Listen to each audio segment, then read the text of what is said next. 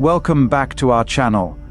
Today, we're diving into one of the Bible's most intriguing and often overlooked stories, the story of Zipporah, Moses' mysterious first wife. Zipporah is a figure who doesn't get much attention, but her story is packed with cultural significance, spiritual depth, and a few moments that will leave you questioning what you thought you knew about the Bible. Have you ever wondered why Moses, the great leader of Israel, faced life-threatening danger from God himself? Or why his wife, Zipporah, had to step in to save him in a way that has puzzled scholars for centuries? Zipporah's life is filled with mysteries: her heritage, her marriage to Moses, and the challenges she faced being married to one of history's most important figures. In this video, we'll uncover the layers of Zipporah's story, exploring her cultural background, her crucial role in Moses' mission, and the controversial moments that make her a figure of great interest. We'll delve into the scriptures that reveal her strength, courage, and the unique position she held in the unfolding plan of God. So, if you're ready to discover the hidden depths of this enigmatic character, stay with us until the end. Trust me, you won't want to miss a single detail. And if you find this video insightful, don't forget to hit that like button, subscribe to our channel, and share this video with others who are hungry for biblical wisdom. Your comments are always welcome, so let us know your thoughts and questions below. Let's grow in wisdom together. Zipporah first appears in the Bible in the book of Exodus, during a critical period in Moses' life. After fleeing from Egypt to escape the wrath of Pharaoh, Moses finds himself in the land of Midian. Here, in this foreign land, he encounters the 7 daughters of Jethro, also known as Royal, a priest of Midian. The Midianites, descendants of Abraham through his wife Keturah, Genesis chapter 25 verses 1-2, were a nomadic people living in the region of modern-day northwest Arabia. The introduction of Zipporah happens in a dramatic scene at a well, a location often associated with significant biblical encounters, such as those of Isaac's wife Rebekah, Genesis chapter 24 verses 11-20, and Jacob's wife Rachel, Genesis chapter 29 verses 9-10. Wells in the ancient Near East were crucial meeting places, not only for drawing water but also for social and communal interaction. In Exodus chapter 2 verses 16-21 states, "Now a priest of Midian had 7 daughters, and they came to draw water and fill the troughs to water their father's flock. Some shepherds came along and drove them away, but Moses got up and came to their rescue and watered their flock. Moses agreed to stay with the man, who gave his daughter Zipporah to Moses in marriage." In this passage we see Moses, despite being a stranger in a foreign land, immediately stepping into a role of protector and provider.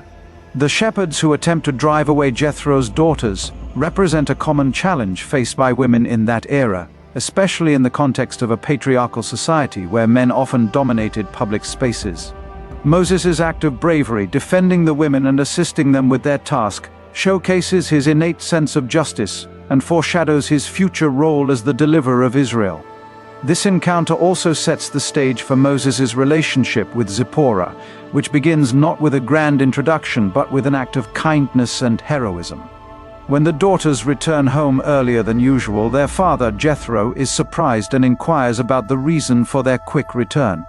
They explain how an Egyptian man, Moses, rescued them from the shepherds and even watered their flock. This prompts Jethro to invite Moses to their home, where Moses is welcomed warmly and eventually agrees to stay with them. Exodus chapter 2 verses 19-21. "They answered, 'An Egyptian rescued us from the shepherds. He even drew water for us and watered the flock.' 'And where is he?' Reuel asked his daughters. 'Why did you leave him? Invite him to have something to eat.' Moses agreed to stay with the man, who gave his daughter Zipporah to Moses in marriage. This hospitality was typical of Middle Eastern cultures, where the practice of offering shelter and food to strangers was a valued tradition.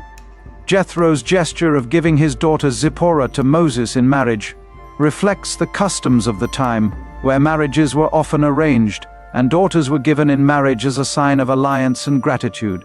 Zipporah, whose name means bird or little bird in Hebrew, becomes Moses' wife, and this union signifies more than just a marriage. It represents Moses' integration into Midianite society. By marrying Zipporah, Moses becomes part of Jethro's family, which provides him with protection, social standing, and a new beginning after his flight from Egypt. Exodus chapter 3 verse 1. Now Moses was tending the flock of Jethro, his father-in-law, the priest of Midian, and he led the flock to the far side of the wilderness and came to Horeb, the mountain of God. This verse indicates that Moses not only married Zipporah, but also took on responsibilities within her family, tending the flock of Jethro. This integration into Jethro's household further solidified Moses' connection to Midian and set the stage for his eventual return to Egypt as God's chosen deliverer. Zipporah's heritage is deeply rooted in the ancient history of the Midianites, a tribe that traces its lineage back to Abraham through his second wife, Keturah. This connection to Abraham places the Midianites within the broader family of nations that descended from the patriarch, yet they maintained a distinct identity, separate from the Israelites. Genesis chapter 25 verses 1 to 2, Abraham had taken another wife whose name was Keturah. She bore him Zimran, Jokshan, Medan, Midian, Ishbak, and Shua. This passage shows that Midian, the ancestor of the Midianites, was one of the 6 sons born to Abraham and Keturah. The descendants of these sons, including Midian, became separate tribes, each developing its own culture and religious practices. The Midianites, though related to the Israelites, were considered foreigners in the broader biblical narrative. The Midianites were a nomadic tribe, known for their trade and pastoral lifestyle, often moving through the arid regions of the Arabian Peninsula. This nomadic way of life influenced their cultural and spiritual practices. As a daughter of Jethro, a priest of Midian, Zipporah would have been well versed in the religious traditions of her people. Exodus chapter 18 verse 1. Now Jethro, the priest of Midian and father-in-law of Moses, heard of everything God had done for Moses and for his people Israel, and how the Lord had brought Israel out of Egypt. Jethro's position as a priest suggests that the Midianites had an organized system of worship, likely involving sacrifices and rituals, though their practices were distinct from those of the Israelites.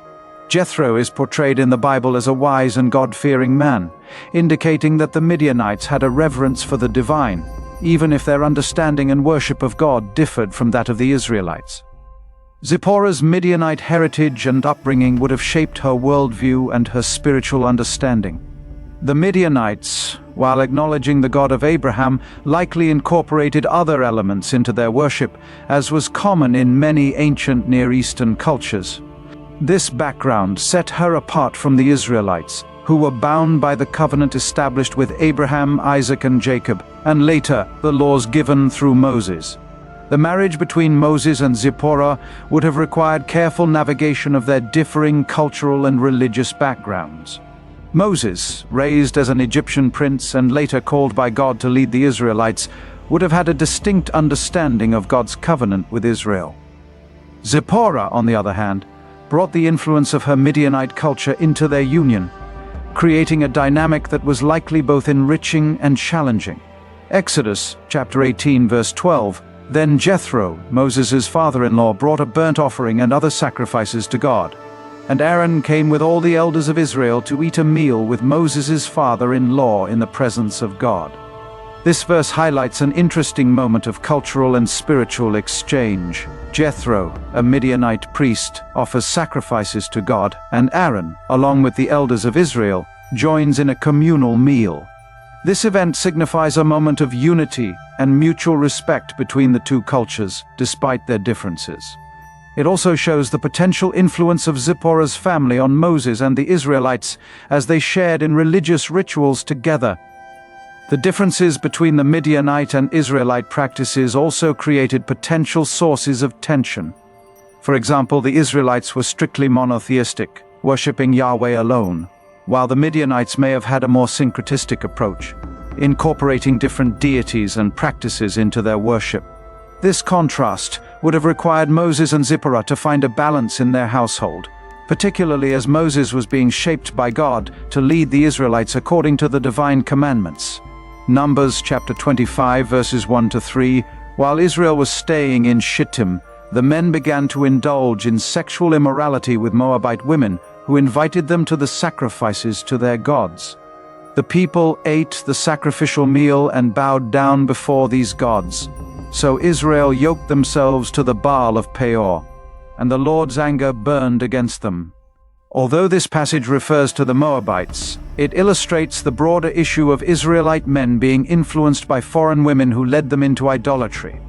While there is no indication that Zipporah led Moses astray, the potential for cultural and religious conflict was present in any marriage between an Israelite and a foreign woman. This underscores the uniqueness of Zipporah's story, as she managed to maintain her place in Moses' life without disrupting his mission or covenant with God.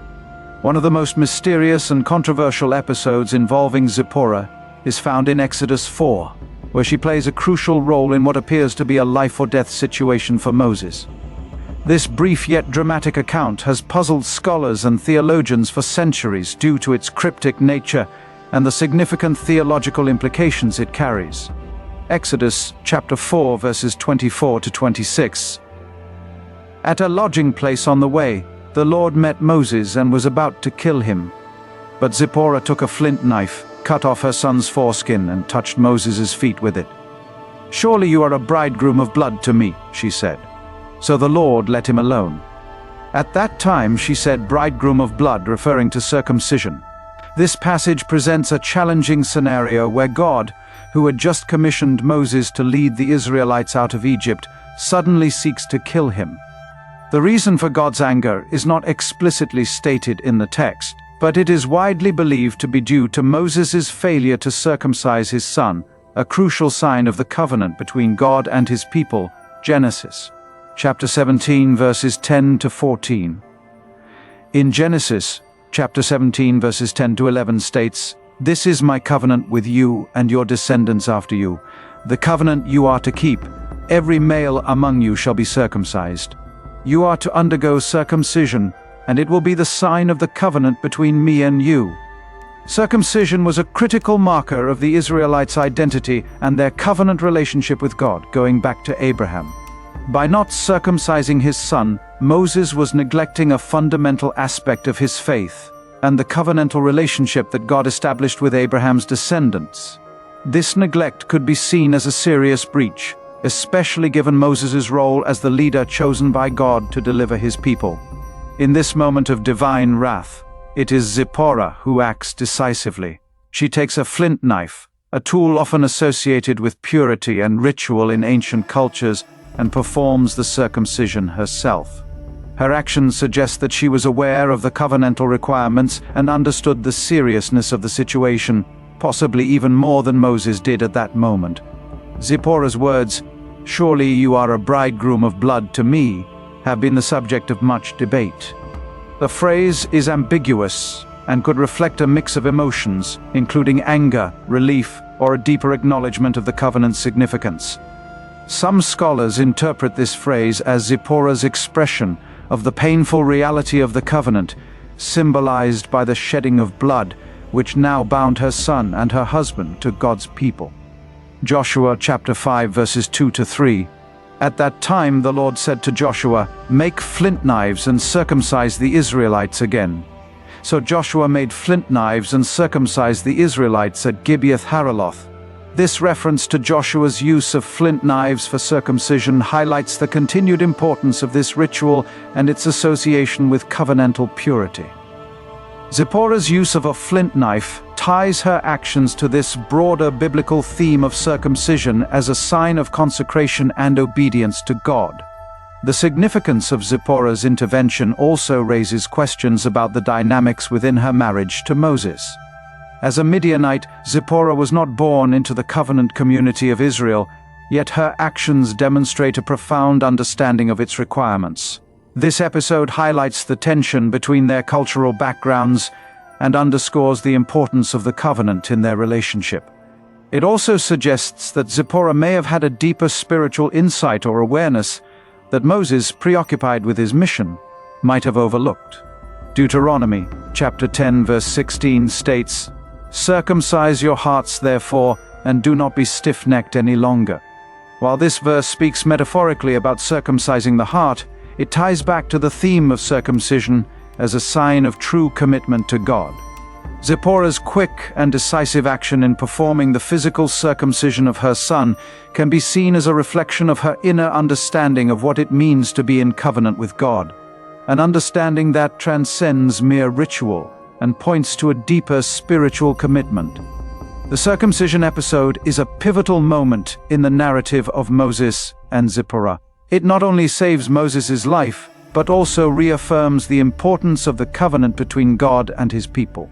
Zipporah's actions reveal her as a figure of strength and spiritual insight, capable of navigating the complex cultural and religious dynamics of her marriage to Moses. This episode, though brief, offers rich material for reflection on the themes of covenant, obedience, and the role of women in the unfolding story of God's people. Now, let's explore Zipporah's return to Midian. As Moses prepared to lead the Israelites out of Egypt, the Bible provides a brief yet significant mention of Zipporah and her children returning to Midian. This return is mentioned in Exodus 18, where Jethro, Zipporah's father, brings her and her sons back to Moses. Exodus chapter 18, verses 2-3.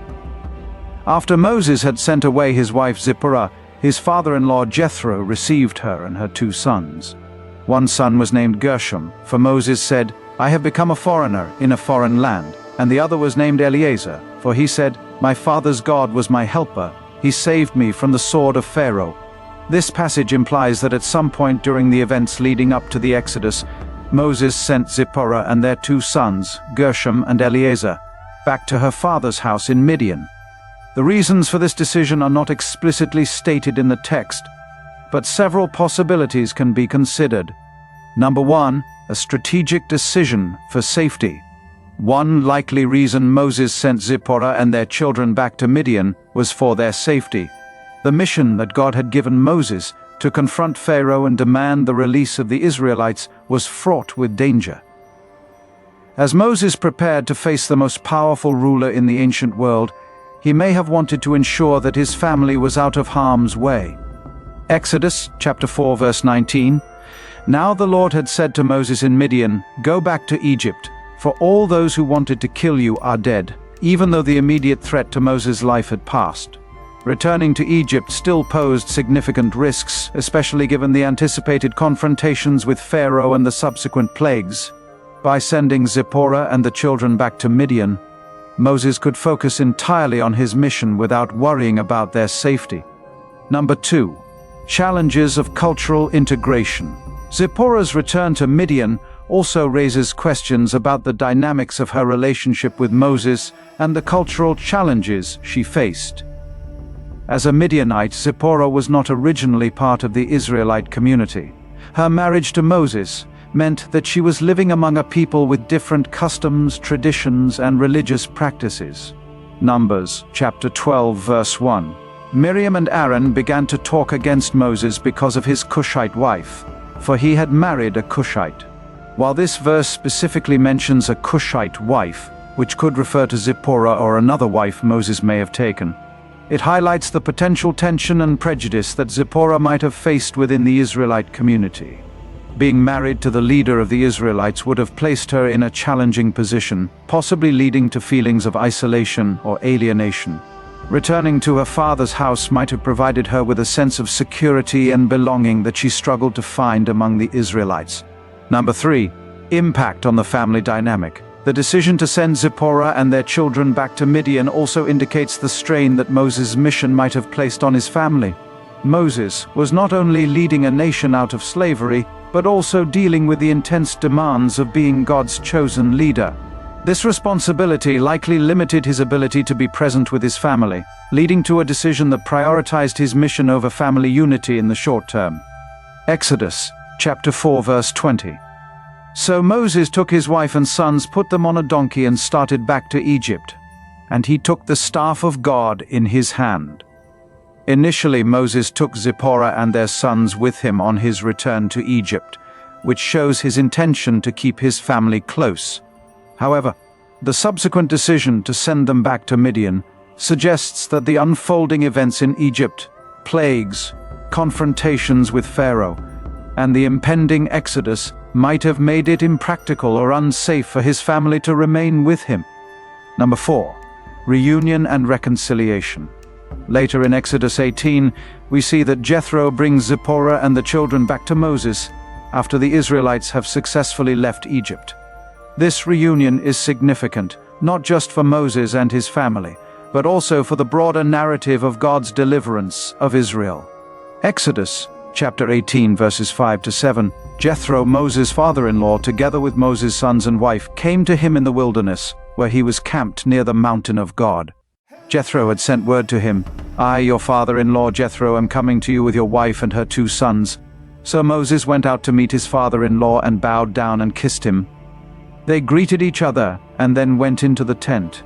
This reunion is marked by respect and affection, as Moses goes out to meet Jethro and welcomes him with a bow and a kiss.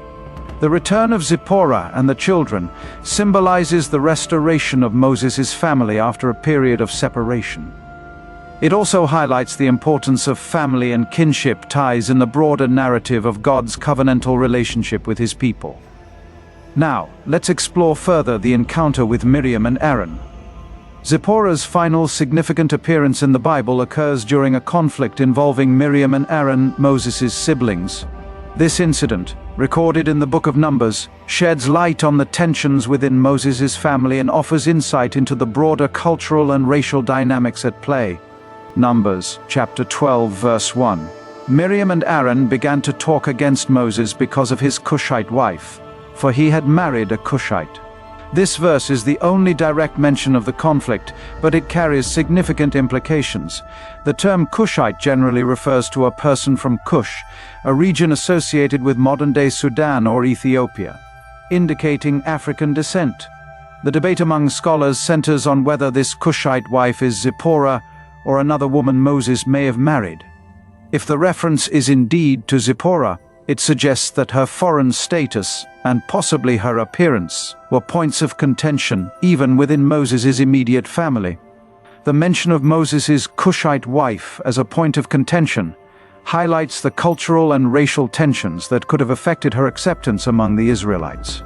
Zipporah was already an outsider, being a Midianite, and the reference to her as a Cushite might emphasize her foreignness in the eyes of Miriam and Aaron. Deuteronomy chapter 7 verses 3 to 4. Do not intermarry with them. Do not give your daughters to their sons or take their daughters for your sons, for they will turn your children away from following me to serve other gods. And the Lord's anger will burn against you and will quickly destroy you. Although this command was given later, it reflects the general concern among the Israelites about intermarriage with foreign nations. Such marriages were feared to lead to idolatry and a departure from the covenant with God. Miriam and Aaron's criticism might have stemmed from a deep-seated fear of cultural and religious contamination, which often accompanied interracial marriages in that era. Beyond cultural and racial tensions, this incident might also reflect jealousy and power dynamics within the leadership of Israel. Miriam and Aaron were both prominent figures in their own right. Miriam as a prophetess, and Aaron as the high priest. Their criticism of Moses could have been rooted in jealousy over Moses' unique relationship with God and his leadership position. Numbers chapter 12 verse 2. Has the Lord spoken only through Moses, they asked. Hasn't he also spoken through us? And the Lord heard this. This verse reveals that the issue was not just about Moses' marriage, but also about the perceived inequality in God's communication with them. Miriam and Aaron felt sidelined, questioning why Moses seemed to have a more direct line to God. Their criticism of Moses' wife might have been a way to undermine his authority, using her foreign status as a point of attack. God's response to this incident is swift and severe. He calls Moses, Aaron, and Miriam to the tent of meeting, where he defends Moses and rebukes Miriam and Aaron for speaking against him. Numbers chapter 12 verses 6 to 8. He said, "Listen to my words. When there is a prophet among you, I, the Lord, reveal myself to them in visions. I speak to them in dreams. But this is not true of my servant Moses. He is faithful in all my house. With him I speak face to face, clearly and not in riddles. He sees the form of the Lord. Why then were you not afraid to speak against my servant Moses?" God's defense of Moses underscores the special relationship he had with him, which was unmatched by any other prophet or leader. God's anger is kindled against Miriam and Aaron, but it is Miriam who bears the brunt of the punishment. Numbers, chapter 12, verse 10. When the cloud lifted from above the tent, Miriam's skin was leprous. It became as white as snow. Aaron turned toward her and saw that she had a defiling skin disease. Miriam's leprosy, a condition that rendered her ritually unclean and isolated her from the community, can be seen as a symbolic punishment. It might reflect the consequences of her attempt to exclude and marginalize Moses' wife due to her foreignness. Ironically, the punishment of leprosy, which made her white as snow, could be seen as a divine rebuke against her criticism of a woman who was likely of darker complexion. Miriam's leprosy, and the subsequent plea from Aaron for her healing, show a moment of repentance and reconciliation. Moses, in his humility and compassion, intercedes for his sister. Numbers, chapter 12, verses 13 to 15. So Moses cried out to the Lord, "Please, God, heal her." The Lord replied to Moses, "If her father had spit in her face, would she not have been in disgrace for 7 days? Confine her outside the camp for 7 days. After that she can be brought back." So Miriam was confined outside the camp for 7 days, and the people did not move on till she was brought back. Miriam's confinement outside the camp serves as a period of purification and reflection. It also shows the severity with which God views the sins of jealousy, racism, and rebellion against his chosen leader. After 7 days, Miriam is restored to the community, but this episode remains a powerful lesson about the dangers of allowing cultural and racial prejudices to influence relationships within the community of God's people. The encounter with Miriam and Aaron provides a final, revealing glimpse into the complexities surrounding Zipporah's role as Moses' wife. Whether the Cushite wife refers directly to Zipporah or another woman, the incident highlights the cultural and racial tensions that could have impacted her acceptance within the Israelite community. It also underscores the challenges Moses faced, not only in leading a nation but in managing family dynamics complicated by issues of race, culture, and jealousy. This episode serves as a reminder of the importance of humility, unity, and God's impartial judgment in the community of believers. In conclusion, Zipporah's story, though brief, is filled with mystery and significance. As Moses' first wife, she played a crucial role in his life, from their initial meeting in Midian to the critical moment where she saved his life. Her story reminds us of the complexities of cultural and spiritual differences and the strength needed to navigate them. While the Bible does not give us many details about Zipporah, what we do know paints a picture of a courageous and capable woman who supported one of the greatest leaders in the Bible. Thank you for joining us on this exploration of Zipporah's life. If you enjoyed this video, don't forget to like, subscribe, and share it with others who might find it interesting. And as always, stay tuned for more insights from the Bible. God bless you.